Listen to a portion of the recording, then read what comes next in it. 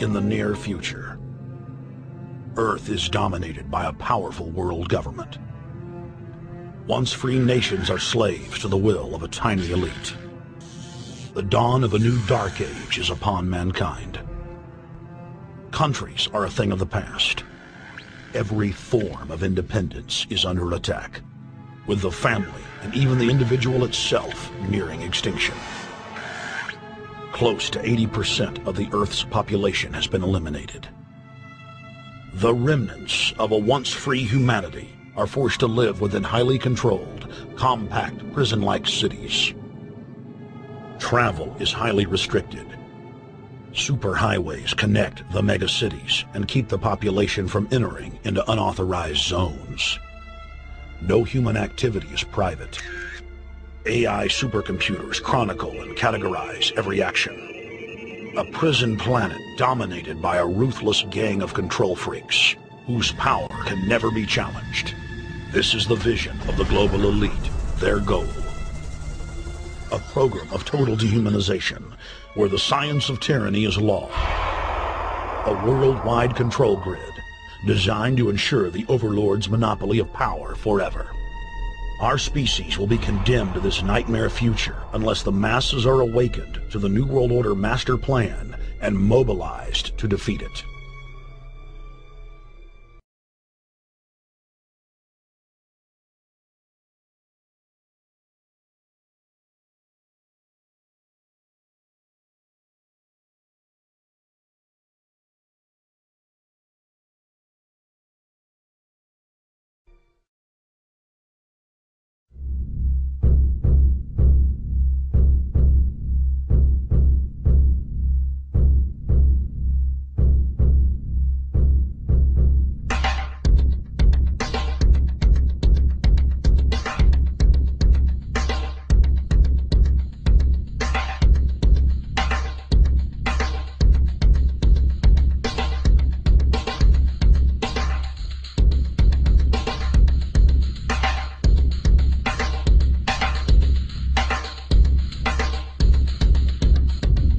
In 1775, the American Revolutionary War began as the American colonies sought to detach from England and its oppressive monarchy.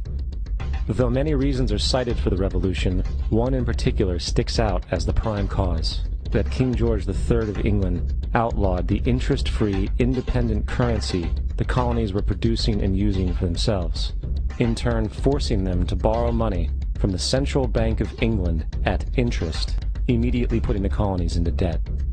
And, as Benjamin Franklin later wrote, the refusal of King George III to allow the colonies to operate an honest money system which freed the ordinary man from the clutches of the money manipulators was probably the prime cause of the revolution. In 1783, America won its independence from England. However, its battle against the central bank concept and the corrupt, greed-filled men associated with it had just begun. So what is a central bank? A central bank is an institution that produces the currency of an entire nation.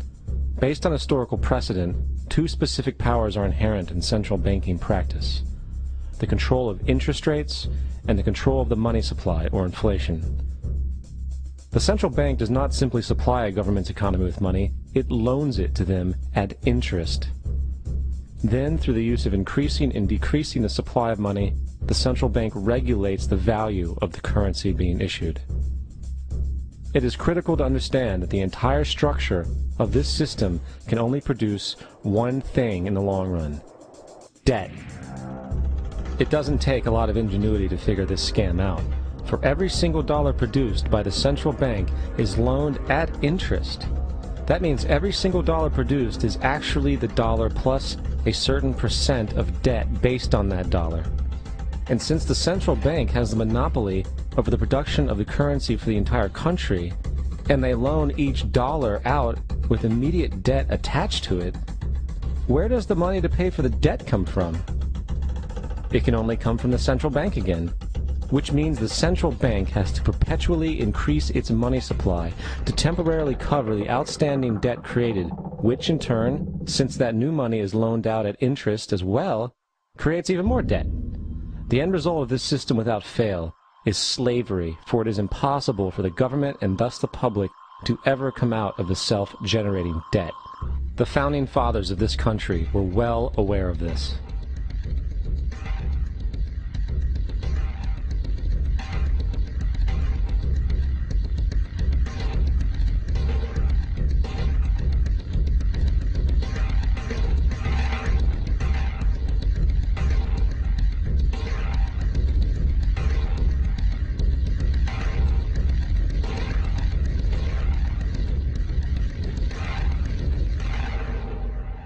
By the early 20th century, the U.S. had already implemented and removed a few central banking systems, which were swindled into place by ruthless banking interests. At this time, the dominant families in the banking and business world were the Rockefellers, the Morgans, the Warburgs, the Rothschilds. And in the early 1900s, they sought to push, once again, legislation to create another central bank. However, they knew the government and public were very weary of such an institution, so they needed to create an incident to affect public opinion. So, J.P. Morgan, publicly considered a financial luminary at the time, exploited his mass influence by publishing rumors that a prominent bank in New York was insolvent or bankrupt. Morgan knew this would cause mass hysteria, which would affect other banks as well. And it did. The public, in fear of losing their deposits, immediately began mass withdrawals. Consequently, the banks were forced to call in their loans, causing the recipients to sell their property, and thus a spiral of bankruptcies, repossessions, and turmoil emerged. Putting the pieces together a few years later, Frederick Allen of Life magazine wrote, "The Morgan interests took advantage to precipitate the panic, guiding it shrewdly as it progressed." Unaware of the fraud, the Panic of 1907 led to a congressional investigation headed by Senator Nelson Aldrich, who had intimate ties to the banking cartels and later became part of the Rockefeller family through marriage. The commission, led by Aldrich, recommended a central bank should be implemented so a panic like 1907 could never happen again. This was the spark the international bankers needed to initiate their plan. In 1910, a secret meeting was held at a J.P. Morgan estate on Jekyll Island off the coast of Georgia. It was there that the central banking bill called the Federal Reserve Act was written. This legislation was written by bankers, not lawmakers. This meeting was so secretive, so concealed from government and public knowledge that the 10 or so figures who attended disguised their names when en route to the island. After this bill was constructed, it was then handed over to their political frontman, Senator Nelson Aldrich, to push through Congress.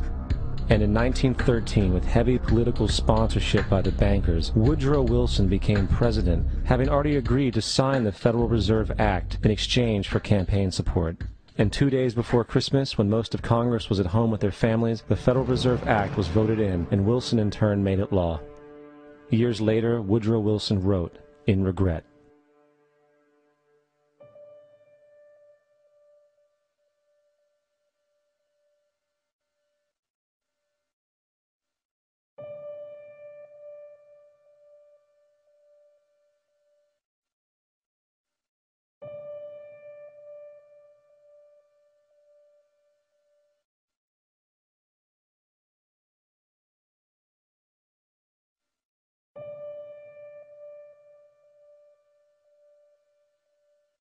Congressman Louis McFadden also expressed the truth after the passage of the bill.